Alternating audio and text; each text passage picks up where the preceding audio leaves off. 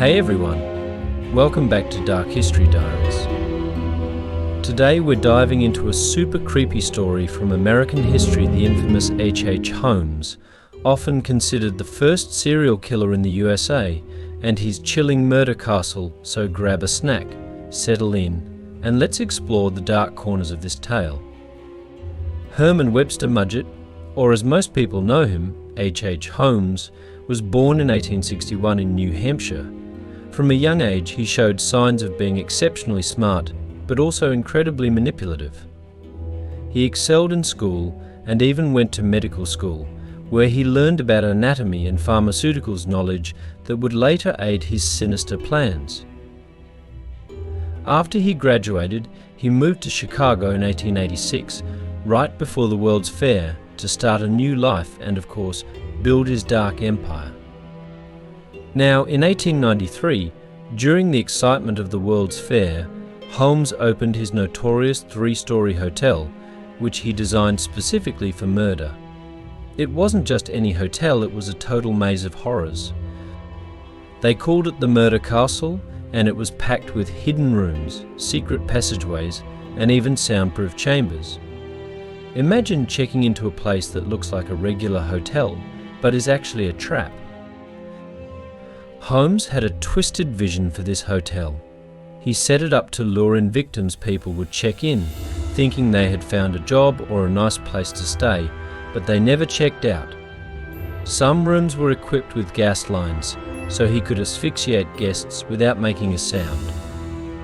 Others had trapdoors leading to the basement, where he would dispose of the bodies.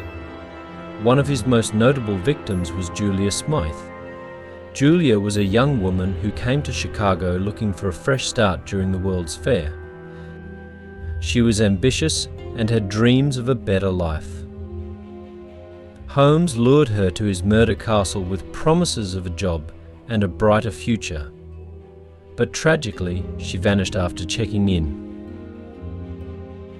Her disappearance is a haunting reminder of how vulnerable women were at that time, and it adds a layer of tragedy to this whole saga. But Julia wasn't the only one.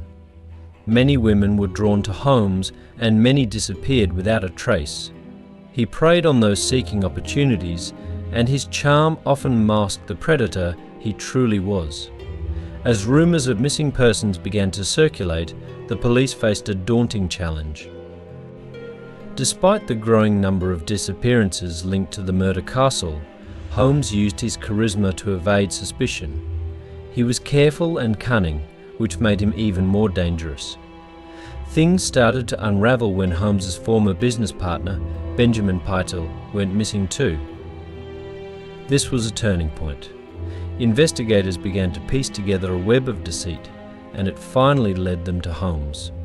In 1894, after a series of investigations, authorities arrested him, but the nightmare was just beginning. Holmes's trial in 1896 captured the nation's attention. The courtroom was packed with spectators eager to see the man behind the horrors of the murder castle. He was a master manipulator, even in court, attempting to play the victim and claiming it was all a conspiracy against him. But the evidence was damning.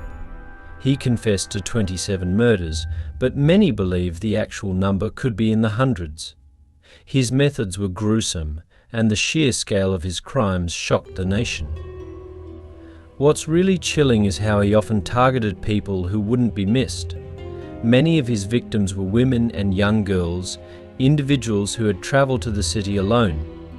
The stories of these missing women, some of them never found, add a haunting element to Holmes's legacy. Their families were left with nothing but questions, and many still wonder what happened to their loved ones. After his conviction, Holmes was sentenced to death. In 1896, he was executed, but his legacy didn't die with him. His life inspired countless books, movies, and even ghost tours in Chicago.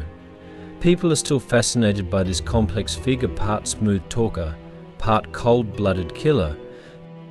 His story has become a staple in true crime lore, and new generations are drawn to the mysteries surrounding him. And get this, Holmes even tried to profit from his notoriety. He wrote a confession that was published, claiming he was the devil and even trying to cast himself as a misunderstood genius. It's a testament to his manipulative nature that he could still try to control the narrative, even after being caught. So what do you think about H.H. Holmes and his creepy murder castle? It's a chilling reminder that sometimes darkness hides behind a charming smile. The legacy of his crimes still lingers today, and it opens up discussions about the safety of women and the impact of societal neglect. I'd love to hear your thoughts in the comments below. If you enjoyed this video, give it a thumbs up, subscribe, and hit that bell icon for more spine-chilling tales.